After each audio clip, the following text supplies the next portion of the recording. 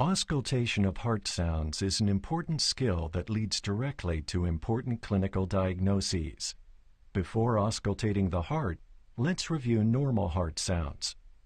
Closure of the heart valves creates a pair of audible heart sounds.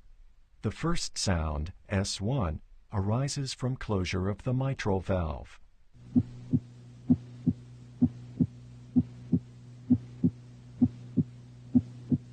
Tricuspid valve closure may also contribute to S1. The second sound, S2, arises from closure of the aortic valve.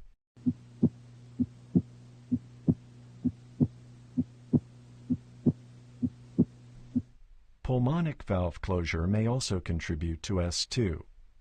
This graphic represents the ventricular systole that occurs between S1 and S2. Ventricular diastole occurs between S2 and the next S1. The fact that diastole usually lasts longer than systole is helpful in distinguishing the two sounds.